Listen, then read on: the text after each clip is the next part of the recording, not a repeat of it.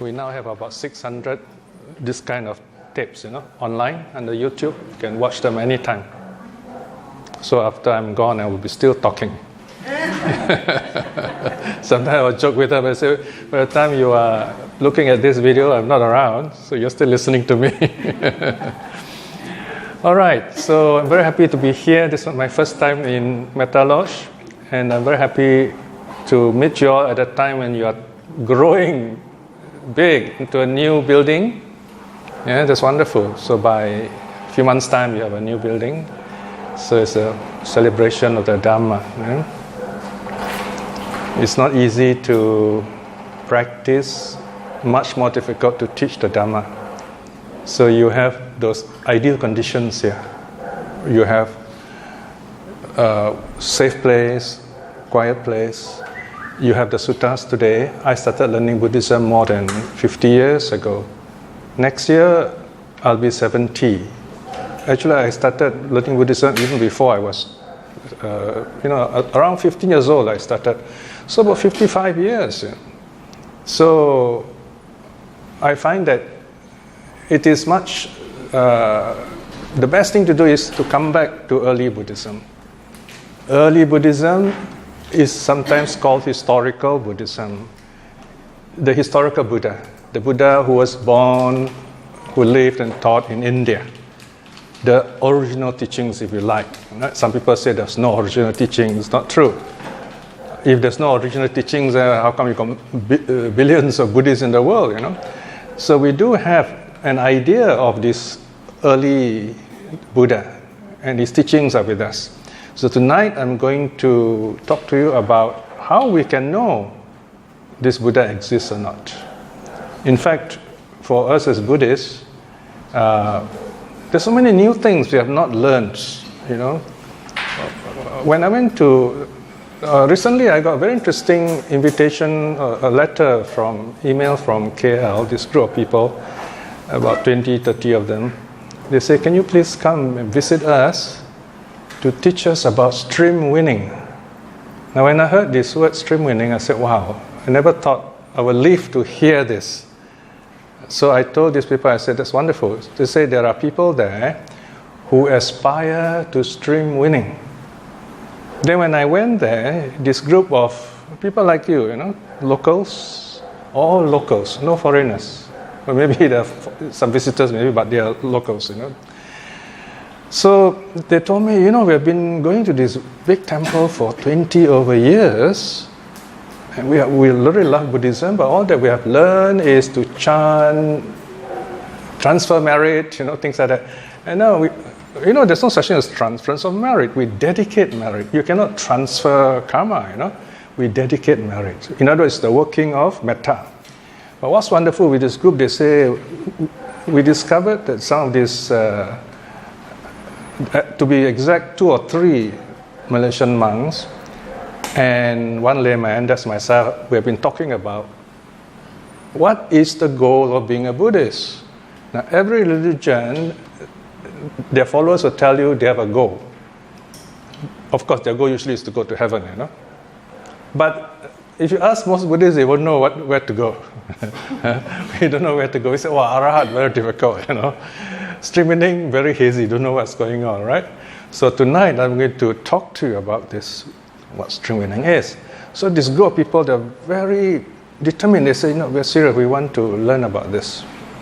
So they've been getting together all by themselves. Because this is a very new group. I mean, who has heard of a streamwinning group? And they think the people are crazy or trying to, do their own thing. Yeah, they're trying to do their own thing, but this is what the Buddha actually taught. Where did the Buddha teach this? Now you have the suttas with you now, okay? Because if you don't, you can always go to this website, dhammafera.org. Oh, everything is there. Remember the number. Where's the sutta? Okay, here. You see, S25.1. If you forget everything I talked today, remember that number, S25.1. It means Sangyutta, S is Sangyutta, chapter 25, Sutta 1.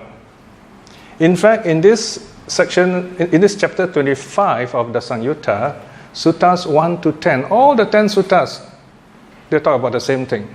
I mean, they give you different things to reflect on. For example, the first one is about the 6 senses. Another one is about the 5 aggregates, and so on. So you can choose your favorite topic to reflect on. Okay? So this is what I'm going to talk about today. Remember this number S25.1 or 1 to 10. It can be 0.1, 0.2, 0.3, anyone. But Sutta 25.1 is called Chakku Sutta. Now, anyone here knows what Chakku means? The eye. Oh, so you all know Pali. Very good. Chakku is the eye, the conscious eye. Now, in Pali, you got the word for the organ eye, which is called Akhi, which is rarely used. But Chakku is the conscious eye. Okay? So there are other Chakku Suttas. So in our translation series, the Sutta Discovery series, we put a prefix, Anicca Chakku Sutta. So we know this refers to S25.1. So you either remember S25.1 or you remember Anicca Chakku Sutta. This is very important. We are giving good names to the suttas. Because, you know why? Sometimes I get people who come for Dhamma talk, they hear a talk and they're very happy, very inspired. This monk say, okay, in this sutta, the Buddha said this.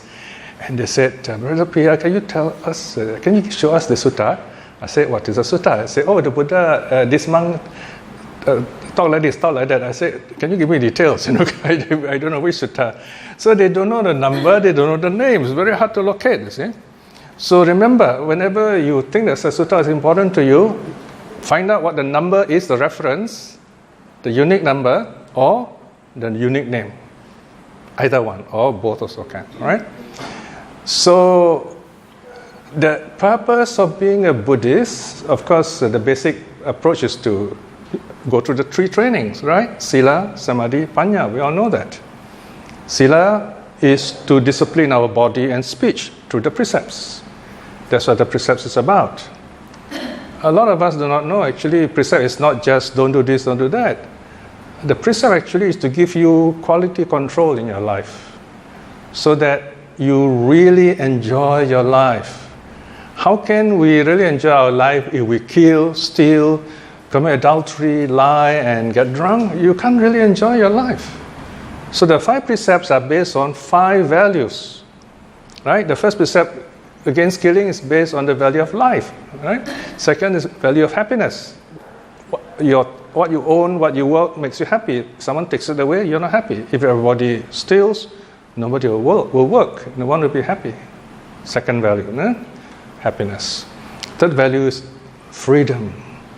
Freedom means you can say no, right? So it's not just about breaking, about sex. It's about saying no, respecting the other person, all right? This is just an overview. No? Number 4 is truth. Everything must be true.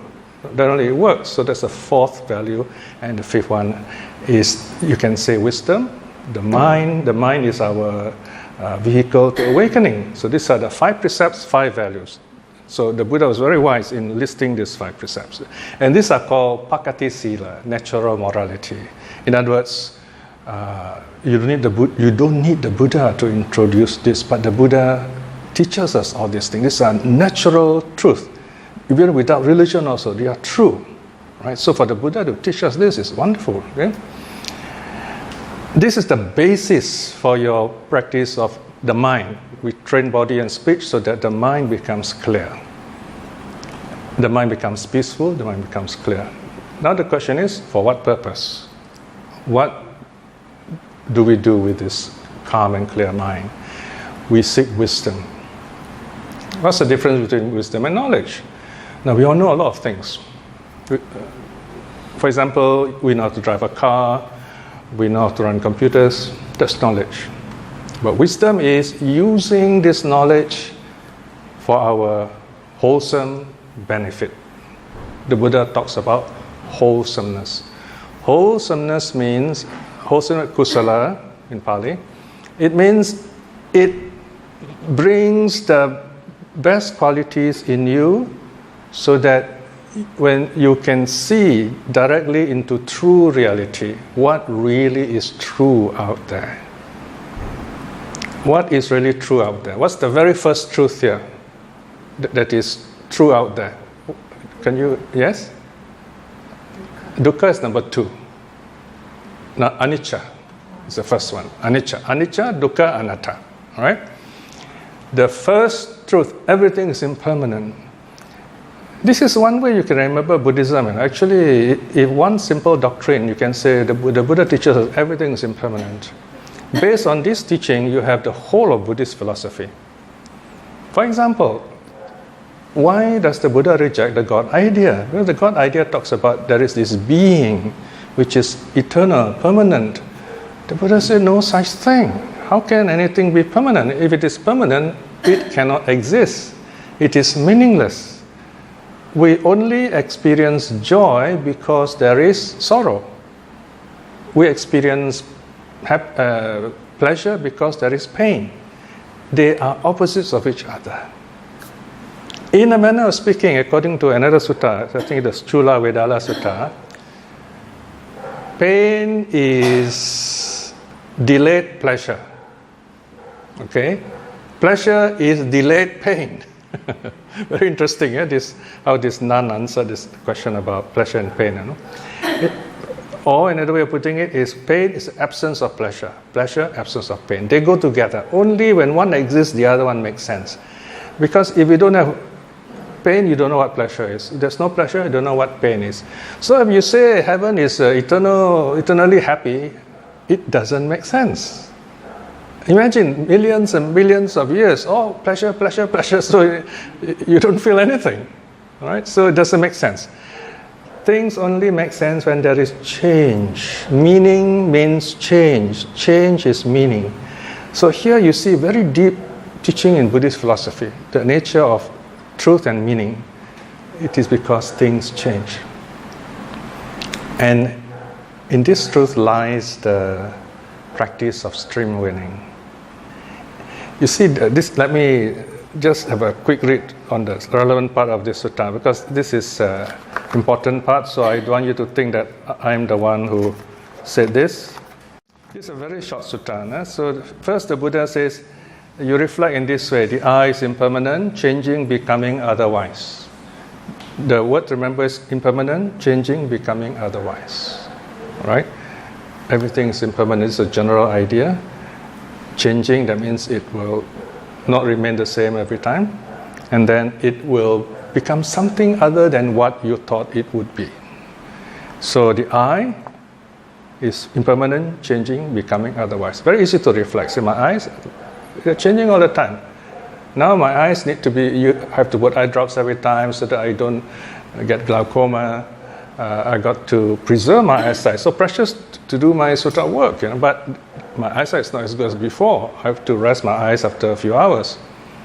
The ear is impermanent, changing, becoming otherwise. The nose is impermanent, changing, becoming otherwise. The tongue, the body, the mind. So these are the six senses. Okay? So this is the reflection, the theory, the training for you. Okay? But you look around, you can reflect on everything is impermanent. For example, we are gathered here now, listening to the Dhamma. In about an hour or so, we all go back to our own businesses, our own home, and so on. Impermanent. Very soon, you won't be coming here anymore. You'll be going to a new place, bigger place, more work, but more learning also, right? So everything is changing. Your children grow up, they get work, they're different. We also are different. So you that one. So what's the benefit of reflecting on impermanence? Let me give you the basic worldly benefit first. Let me tell you a story which I love telling, about how impermanence can, if you understand impermanence, you free yourself from suffering. There was this is a real story, I think. Someone told me when I was a monk in Thailand. The Sangha-Raja in Thailand went to China and he was given this very beautiful, ornate teapot. Very beautiful porcelain teapot. It's so beautiful that even the Sangha-Raja was amazed at it. So he put it in a very special place so that everyone can look. When people come visiting and say, you see, someone in China gave me this. And then the novices would dust it carefully once a week, so say, be careful, don't knock it down. Huh? Then one day, the novice did knock it down. It fell down and broke, into 1,000 pieces. And then the Sangharaja said, "Oh, happiness, sadhu, sadhu, sadhu, my suffering is gone." Now, isn't that a wonderful anticlimax, we say? No, you expected the Sangharaja to be angry, right? Say, why do you break this and so on? No, it's like that. So next time you hear something goes pyang in the kitchen, don't scold people. Just say, sadhu, sadhu, impermanent, anicca. You are learning Dharma. Dharma is everywhere. So why get angry? It's broken. It's already broken. You get angry, it's no point. Right? Why add to the... You can always buy a new one, but you can't, get rid of your anger that you already shown. I mean, you have to change your way of thinking, right? So, anicca, broken. You might even say, "Oh, sadhu, you can get a new one," something like that. But then what happens when someone we care for passes away? The person has not passed away yet, so you better treat him well right now. So there you are. Impermanence reminds you that there's a life shelf for everyone, especially those people you care for. So you treat them well while they are alive. Don't wait until it's too late. All those grand funerals, no, we don't believe in those things. We believe in treating the living well. Then when they pass away, they are reborn. They are elsewhere. Maybe they are devas smiling at us, Of course, if they are in suffering states, especially preta states, yes, we do our metta, we send our thoughts to them so that they feel happy and they free themselves from suffering and they are reborn. You read the Tirokuda Sutta, it tells you how that happens. All right? So impermanence works that way, all right? But here, this is what the Buddha tells us, all right? He says, section 4, he says, bhikshus, that's the monks, one with faith thus, who firmly believes this truth or is convinced by this truth is called a faith follower. Right? So you can use faith. Because impermanence, you can say, "Oh, okay, I believe it, no need to prove to me, I know things are impermanent," right? He is descending into the certainty of rightness. That means sure to follow Eightfold Path, descending into the plane of true individuals. That means going to reach all those like Streamwinning, One-Sritana, and so on. He has gone beyond the plane of worldlings. He's no more someone who is in the crowd, lost in the crowd, running after gurus, believing all kinds of superstitious things and so on. No more. He is incapable of doing any intentional deed by which he might be reborn in hell, or in any animal birth, or in the preta realm. Okay, in other words, if you practice reflecting on impermanence, and then you aspire to streamwinning, you will never deliberately, consciously break the precepts. You will never enjoy breaking the precept. You know it is wrong, and I know all of you here know that. Now, even to kill a mosquito, you wait, every speaker comes, you ask a same question, get different opinions because you're so concerned about life. Well, that's because we don't enjoy killing, right?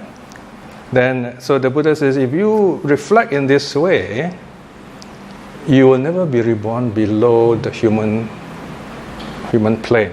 And that's another thing, the blessing of the precepts, by the way. If you keep the precepts well, rebirth will never fall below the human plane. The animal plane, the asura plane, the preta plane, and the hell beings.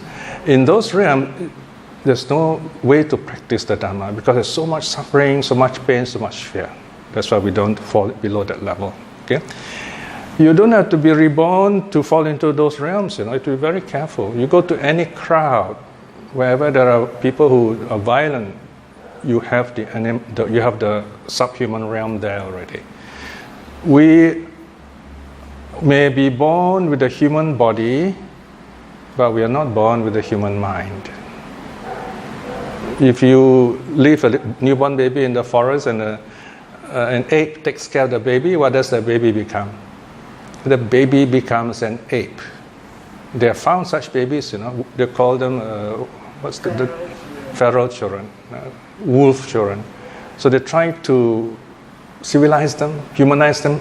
Impossible. Because from birth until 7, if you don't change them, they cannot change. They will be whoever parented them. So we're grateful to our parents because, number one, they gave us a human body. That's number one. But that's not enough. Because if you just have a human body and an animal took care of you, you become the animal. Our parents also humanized us. They hugged us, they showed us love, they took care of us, they taught us to be humans. And these are the two reasons why we're so grateful to them. They give a human body and they humanize us. This is called human culture. All right? So remember, we are not born human. And many of us are still not humans. You see all those people who go around bombing others, killing others, mass killing, they don't value life. So what kind of mind is that? Body may be human, but the mind is not always human. When we are angry, we are not human. We are asura maybe. You know? When you're addicted to computer games, you're not human. You are preta. Right? And so on. Right? So you come here to learn Buddhism so that you remain at least on the human realm. But when you meditate, you do metta, you do wonderful, you get peaceful and happy, then you reach the divine world. Because metta is Brahma Vihara, the very high, beautiful realm, you know. So in this body, you can rise. That is why the Buddhas arise among the humans, because human beings know suffering and happiness. We can see the difference and we know how to choose. All right? So here, if you practice reflecting on impermanence, you understand the nature of the eye, ear, nose, tongue, body are impermanent, and you accept that, you already started to reflect on impermanence. Just by accepting it. You say, oh, I don't need the details. You know? I accept it on faith. Faith is all right. Faith is wonderful. This is called wise faith. Because there's nothing wrong with this kind of faith. No one can prove you wrong. No one can say, oh, impermanence is not true. It's different if you say, I believe in a ghost, I believe in a God idea, different. That one's philosophical, very tricky. All right? Then in the next section, the Buddha says, if you want to do research, you use the wisdom faculty. Also can. So you have two, either faith faculty or wisdom faculty. Two ways. If you say, okay, I want to find out more, also can. You use wisdom. So here the Buddha says, bhikshus, one who accepts this truth after pondering over them with some wisdom thus is called a truth follower.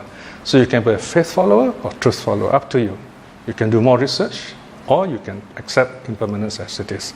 But same benefit. Now, what really amazes me is what the Buddha says in the last line here. The Buddha says, he is incapable of dying without having attained the fruit of stream winning. Okay, you must get this sutta, 25.1. You download from here. Okay? It's all there. See, one thing about the Sutta Discovery series, we also underline the keyword for you, so very easy. You just see, oh, that's the one, okay? He is incapable of dying without attaining stream winning. So the Buddha says, if you regularly reflect on impermanence, you are sure to attain stream winning in this life. At first I read it, I said, wow, so easy. Huh? All right? Then when I read the last line, I said, oh yes, it is easy. Because the Buddha says, if you will pass away as a stream winner.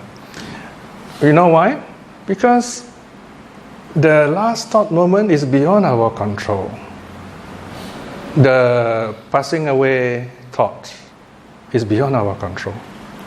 It depends on what you regularly do in your daily life.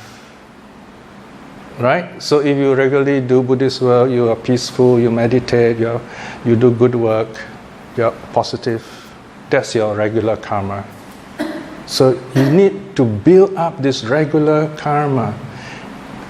If there are those bad guys who regularly, they live in the dark, they steal, rob and rape people, then they're used to darkness. Then when they die, they look for darkness. Their consciousness will move around, look for dark places and violent beings. So they have no chance. But if you reflect on impermanence, you won't get angry if things break. When loved ones pass away, you say that's the nature of life, it's impermanent. You see yourself, you get white hair, say, well, it's impermanent, nature of life. You are not shocked. You happily progress through life. And when you're at peace with yourself in that way, when the last moment comes, you're at peace. And then the mind moves. That last part, it's like you're driving a car. You brake, the car moves a bit, then you have no control, and then it stops safely. So, the Buddha says, you are sure to attain stream winning if you reflect on impermanence. So, it's a habit. Instead of saying, oh dear, why can't I have this, or why can't it be like that? It's impermanent. It's impermanent. So once you reflect in this way, you find you're not afraid of anything. It doesn't matter very much if things break. It's the nature of life. You are happy no matter what. Happy no matter what. Very important, you know. This is another way of looking at Buddhism. If someone asks you, can you tell me in one word, just one word, you know, what is the benefit of being a Buddhist? Practical benefit. That one word is joy. And I can tell you this as a practicing Buddhist myself. You know this Sutta Discovery series, many of you know this. I started this, I've been saying 16 years ago, now I've got to add one more year. 17 years ago, okay, 2002. You know? Can you imagine, since 2002, every 3 months, one thick volume, about 3 times or 4 times this book comes out. And almost every day I have to translate some suttas. And of course, before that I have to learn Pali and so on, right?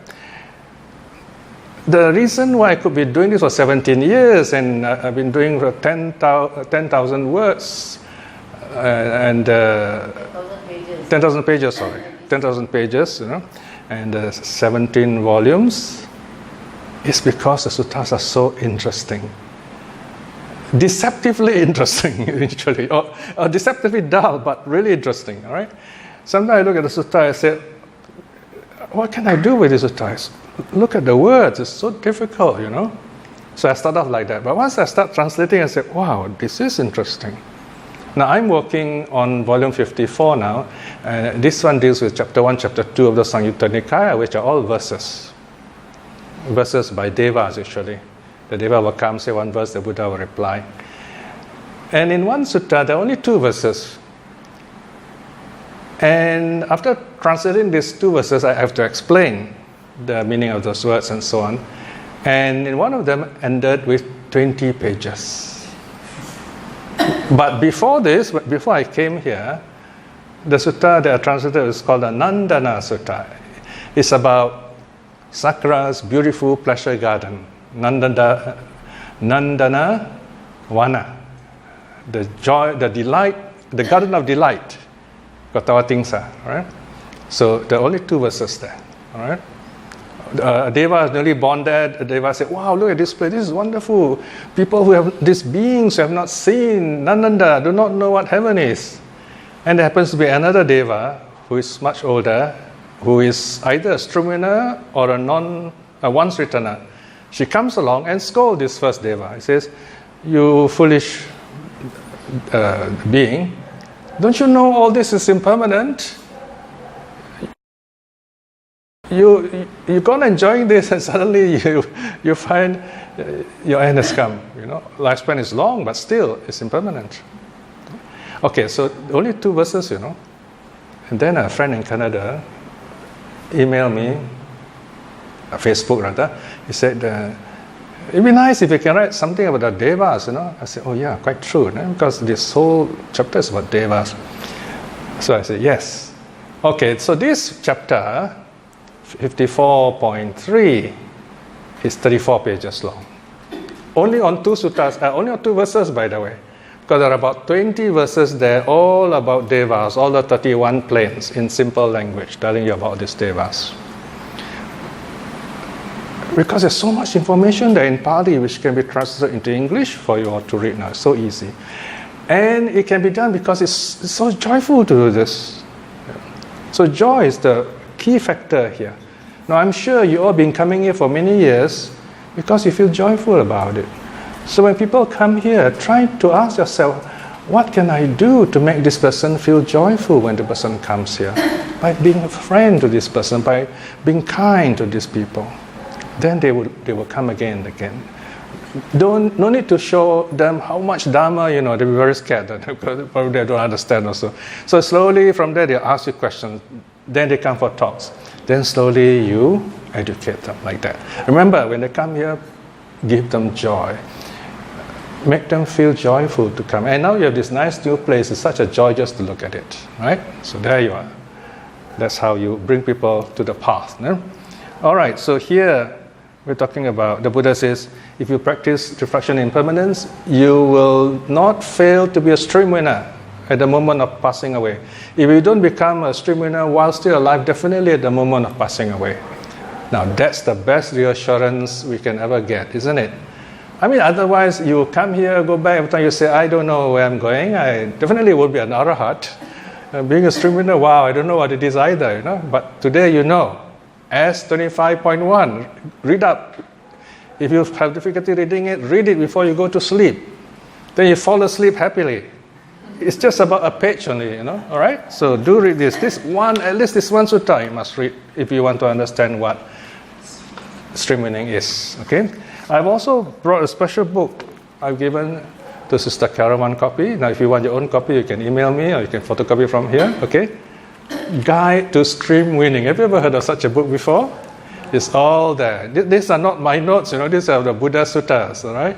So I put them together. So it's very convenient for you to know all the suttas. They tell you, number one, tell you what to do, all right? So, and then the last part of the sutta, the Buddha defined who a stream winner is. Now, so what are the other beautiful qualities of a stream winner? Now, this is where we come to the other suttas.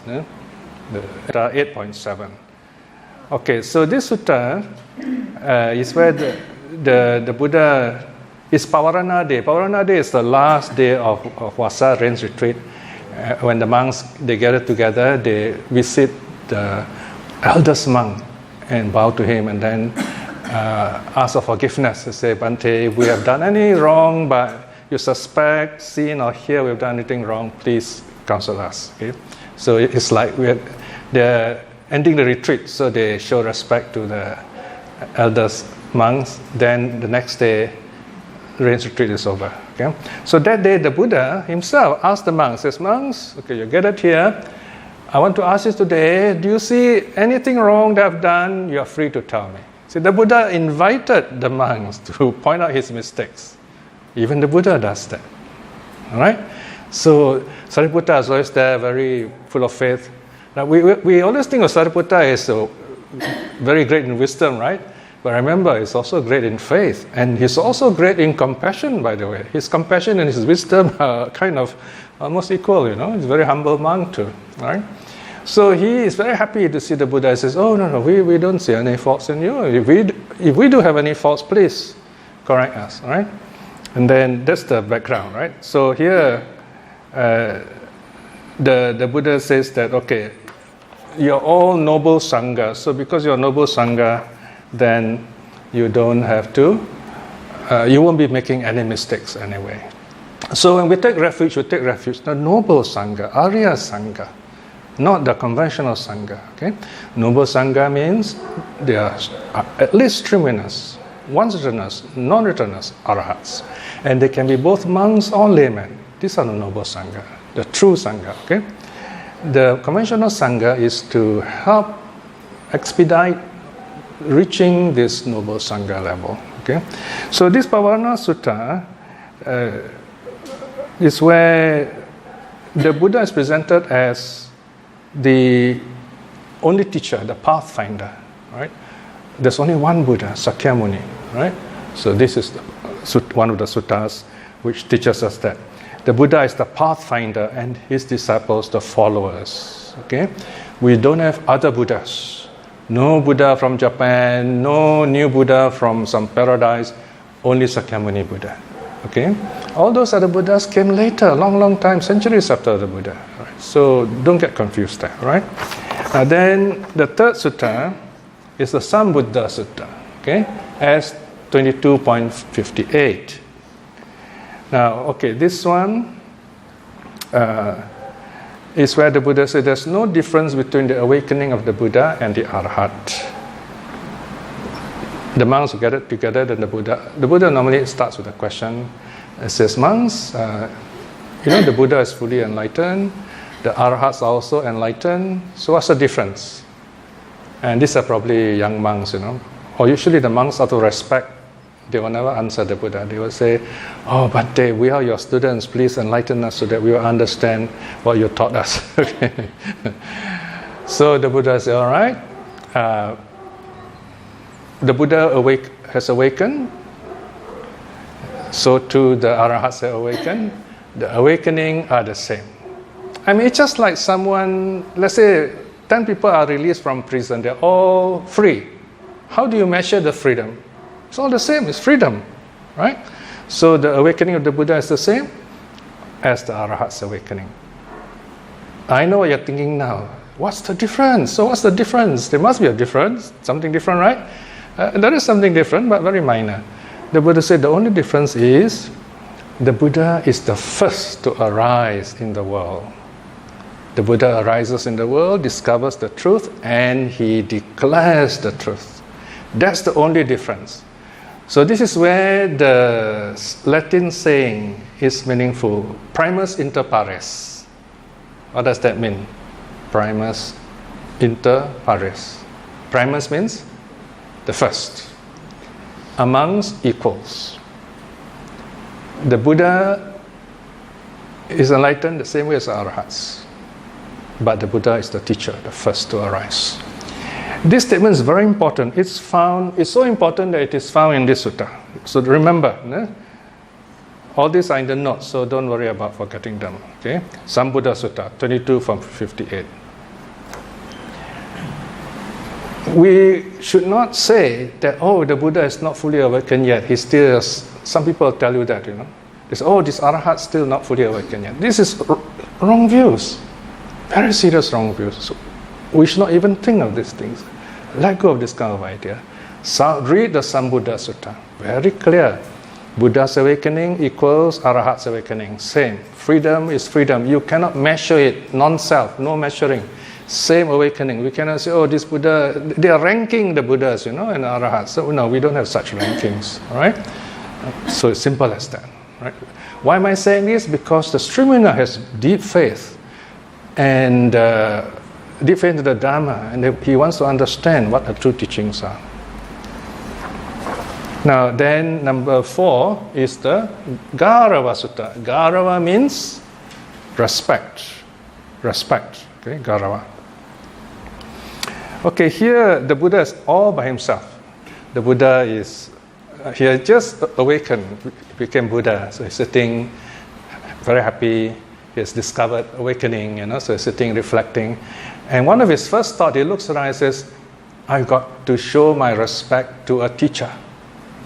This is what normally students do, They thank their teacher after they have gone for a retreat or they understood the Dhamma. They want to thank the teacher. Now the Buddha look around, there's no teacher to thank, no teacher to bow down to, because there's only one Buddha in the world. Then the Buddha said, this is still not right, I mean, it is terrible not to be able to show respect to someone. Can you imagine the Buddha has this kind of sentiment? He says, it is suffering not to be able to show respect to someone. So this feeling of respect to elders, respect to teachers, respect to the Buddha, is so important to the Buddha. Says, now what do I do now? I can't show my respect to anyone, They say, there is something I can pay respect to. The Buddha became Buddha because of the Dharma. Without Dharma, no Buddha, right? So the Buddha therefore said, I will show my respect to this Dharma. I will dwell independence on this Dharma. Okay? So it is the Dharma that makes the Buddha. So the Buddha shows respect to the Dhamma. No Dhamma, no Buddha. Now this is not just sentiment, It is because the Buddha made this important statement in the Sambuddha Sutta that you and I today still have what is called early Buddhism. The Gaurava Sutta. That we today still have early Buddhism. Because even though the Buddha has passed away, we don't mourn his passing away all the time, because we have the Dhamma still with us.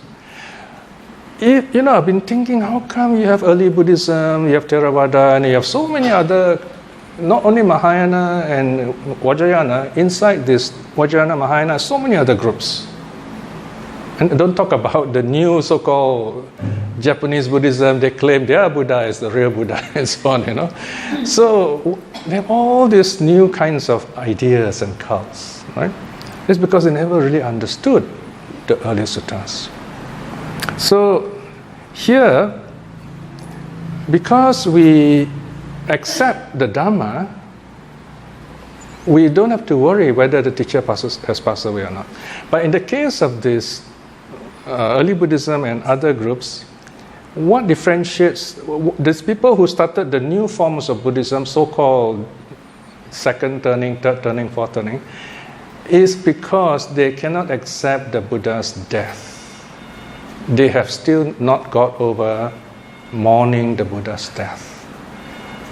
You see, because they see the Buddha as some kind of eternal being, some kind of supreme being. So he's so powerful, he should not die, he cannot die. They do not understand impermanence. So when they do not understand impermanence, they cannot accept or understand that the Buddha has passed away. But the death of the Buddha is a very important event in Buddhism. The Buddha passes away to authenticate his teaching. It's not a failure. When the Buddha passed away, all he's saying is, look, I'm proving to you my teaching is true. Even I have to pass away. That's the final proof of impermanence, isn't it? So it's nothing to feel sad about. It is something to say the Buddha proved it with his life. His death is not a failure. His death authenticates his teaching. How many other religious people can talk of their founders and teachers in this way? That their death is actually a success. But here the Buddha is like that. But this new group, they cannot accept the Buddha's death. So they started new kinds of Buddhism. They say, oh, he's still alive somewhere far away, in some paradise or some Dhammakaya and so on. Right? But there is no such teachings in the suttas. The Buddha has passed away and we are fine with that. But the Dhamma is still with us. If you look at the Mahaparinibbana Sutta, very long record of the Buddha's last days, the Buddha begins by reminding us to take only one refuge. What is the refuge? He didn't even say it's the Buddha, He says it's the Dhamma. Take no other refuge. Take the Dhamma as your refuge. Take yourself as your refuge. Take yourself as your refuge means practice the 4 Satipatthanas. Then you become the refuge yourself by meditating. When you take the refuge, then you take the Dhamma as your refuge, because the Dhamma is the teaching, and you become the Dhamma, you realize impermanence. That's the meaning. So that is the one refuge, the Dhamma. In reality, there's only one refuge, the Dhamma. Then you divide into 3, because you have the teacher who discovered the Dhamma, and then those who practice and realize the same liberation, same awakening as the Buddha. Okay? So it makes good sense. And it's so simple. So that is the Sutta 4. Sutta 5 is a bit difficult. This one is about real hardcore Dhamma, if you like. Okay? This Sutta 5, Saḻ-āyatana Anusaya Sutta, as 35.58, is actually an elaboration of number 1, Anicca-cakkha Sutta. It gives more details. It shows us how, through practicing, reflecting on impermanence, we can reach deep into the roots of our suffering. They're called Anusaya. What does Anusaya mean? Can you remember Anusaya? Latent tendencies. All right? Now, why do we break precepts? Because on our pre-conscious level, there are greed, hate, and delusion. Whenever we break the precept, it's always because of greed, hate, or delusion. Delusion is always there. if you're not awakened. This is on your pre-conscious level. Pre-conscious means you're aware privately, but you don't tell people. You think about it, say, okay, I'm going to do this, I'm not going to do this, right? So that's your pre-conscious level. Greed, hate, delusion is there. If non-greed, non-hate, non-delusion is there, very good, that is wholesome, all right? Now those can be controlled through precepts. But further deep inside deep down in your unconscious, you're not even aware of it, it's there. This is your past karma. It's still there. Like a nuclear plant, feeding you, okay?